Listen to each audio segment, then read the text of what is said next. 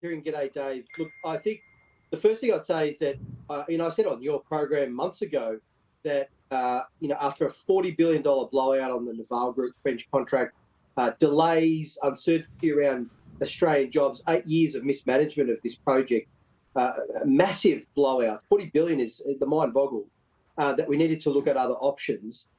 So Labor has supported and provided bipartisan support for this deal, the sort of structural part of this deal.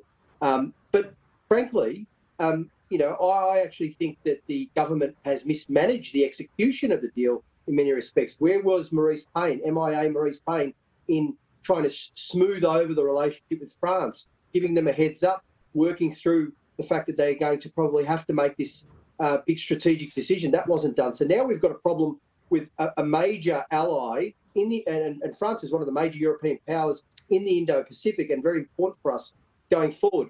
You touched on Keating's arguments. I'm a big fan, and he's a hero of mine, obviously a great Labor Prime Minister. He's half right.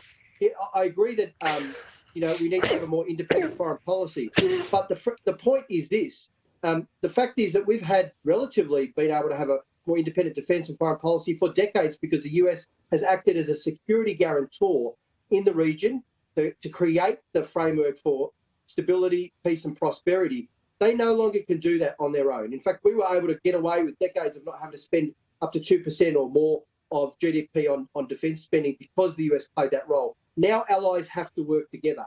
And Keating, I think, is also wrong on the argument that the material dependency of this deal means that somehow we lose our sovereignty, or that we're somehow beholden on an operational front. That's not the case. That doesn't make any sense, because logistics and material and so on means that if we buy any kit from anywhere, are we suddenly beholden to Canada? If we bought some kit from Canada or France or anywhere else, no, we're not. On the last point, the broader question that Keating made around the fact that we're hurtling towards conflict with China, I think misunderstands the fact that the better your defence assets, the better your force structure, your force posture, it actually goes towards deterring conflict and pushing parties more towards channels like diplomacy.